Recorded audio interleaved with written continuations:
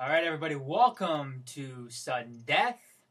This is our kind of recap show, the second recap show that we've done. Second annual recap show for Inside the Huddle. This week we had a pretty eventful show. We started off with Mark Cuban looking to take down the BCS. He's trying to throw some money at it to kind of come up with a BCS playoff system, a playoff system opposing the BCS current format. And then the Big Ten, considering renaming those divisions that they came up with, because the Legends and the Leaders isn't. They were just horrible. Yeah, they're not doing too well. What was it? 90% disapproval. Yep. So and we were right there. I called up what's his face and told him all about it. Said I hate those names. They are bad names. Yeah. They're bad names. And I forget to, considering Nebraska's in the Legends division, and they have how many Big Ten Legends? Oh yeah, none, because it's their first year in the Legends division. Well, the Big Ten, they usually make sense with a lot of things they do. Very logic-driven organization. So one thing I wanted to ask you though, Andrew, is this like really pompous and arrogant of the Big Ten to call their divisions Legends and Leaders? It's kind of funny. Who should I look at? Should I look at you or should I look at them? I'm gonna look this way, and then it'll deal with both of you.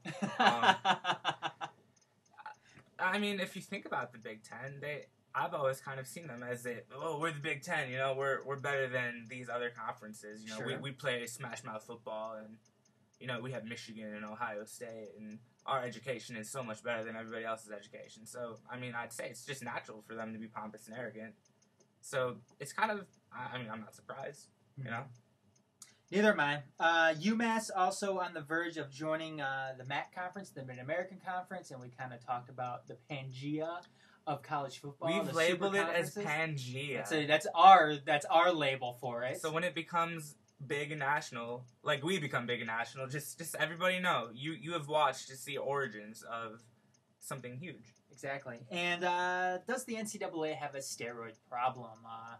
There's an article on AOLFanhouse.com talking about the program in Canadian college sports and how that transcends through the NCAA here in the United States. And where does the steroid problem start? Does it start in high school? Does it start in college? Or does it start in the pros? And generally nobody cares about Canada, but we still talk about it today. Again, alienating those. We no longer have fans in Minnesota or Canada. I'm a very mean-spirited person. In the NFL, we talked about Donovan McNabb getting benched and essentially moved a third-string quarterback behind sexy Rex Grossman. And who's it? John Beck. John Beck. Yep. Who Andrew has a more prolific NFL career than John Beck. Nobody really knew that until today. And then basically asking the question, has Mike Shanahan lost his mind? Again. Probably the most interesting part of the show today was the old Randy Moss segment, where Randy Moss called into a Tennessee sports talk show. Potentially, his name on there was Woody, but if you listen to the show, you heard the sound clip of this person named Woody calling in that sounded exactly like Randy Moss. Andrew and myself are very convinced that it was Randy Moss calling in, bagging on his head coach, Jeff Fisher. It was really funny. And then, out of the blue, really... Just really random. Somebody called into Inside the Huddle today. Into our show. Saying, basically bagging on Jeff Fisher again, except this person, he originally said his name was Chubbs. And somewhat similar to Woody. And then he kind of messed up a little bit. I thought I heard Randy Moss in there saying his name was Randy Moss, but he said it was Sandy Dawes. Oh, that makes sense. His other alias in there. But again, it sounded really familiar to the phone call that they got in Tennessee. Right. Which is ironic, to say the least. And no matter what you think, it sounded nothing like me. So and we didn't talk about it before anything was going to happen, too. No. But so, I don't know. Take it for what it's worth. I don't know. It sounded like Randy Moss to me. It sounded like he made another appearance on a radio. I thought it was award-winning radio, so that's just my opinion. More NFL screw-ups. Speaking of screw-ups, NFL screwing up again with the TCF Bank venue where the Vikings are going to play after the Metrodome basically failed at being an NFL stadium last weekend. And the game of the week was the Eagles and the Vikings. Go Eagles. More so, we talked on our NCAA picks for this upcoming weekend.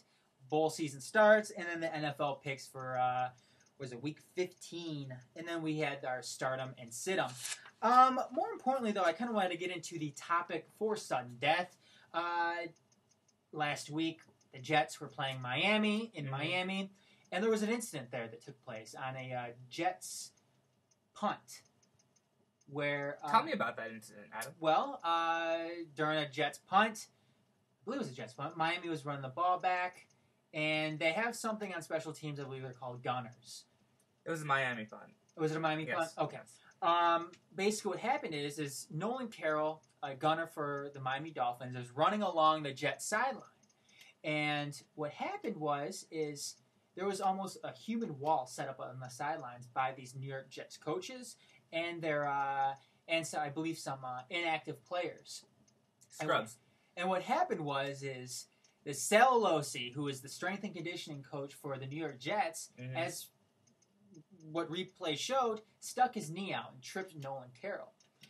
That he did. Initially, it seemed like it was an accident, but then Alosi came out and said that it wasn't an accident. He lined up these players and coaches to do exactly this, to get in the way of players of the opposing team on kick returns and disrupt the entire play of things. Nolan Carroll wasn't hurt on the play. He was initially, but nothing serious. Alosi, on the other hand, was suspended indefinitely by the Jets and fined, I believe, $25,000. I don't know if it was by the team, probably by the NFL. But an interesting thing, I saw on the internet that the Jets may not be the only team to do this. They took a look at some of New England's special team formats where they were doing the same exact thing. They kind of compared two pictures of a special teams play where they had the players lined up exactly like the Jets did, and then another play where players were, I believe it was just a regular offensive or defensive play, where players were kind of scattered around the sidelines. Didn't they not, maybe, I think I might have seen this, didn't they show Belichick kind of like during a play, he kind of moved around a little bit when one of the players, maybe that's just what I saw, maybe I was sleeping, I don't know, but yeah, I saw, I mean, it's kind of funny. I would never think New England would do anything shady. No, you know, not at all. They don't videotape things, and they, and it's just kind of weird, being that I feel that the Jets, they're kind of trying to be New England almost. Almost. Like Rex Ryan did he not coach under Belichick? Or? He might have. I believe he did come from the whole Bill Belichick kind of. Well, if not, what's his face before Rex Ryan? The Mangenius, Eric Mangini. Yes. And Mangini. That's it. Yep. I'm tired. I'm in my pajamas still. If you haven't realized yet. So maybe that's like already infused within the Jets organization, and it's kind of weird to see the differences and the similarities between the two. But they do that. Like I've seen it before. Two questions though. Was the suspension enough? Was the indefinite suspension and the fine enough? I mean, should he get fired or should he just get suspended and have the fine? And I'm talking about Alosi now. What do you think? Right. I'm not sure. Personally, I believe in second chances for people, even third, fourth chances. Like, I think you should be able to redeem yourself in life as long as you're progressing forward as a human being, and you're not progressing backwards. Like, we've seen it with Mike Vick. We've seen it in different situations.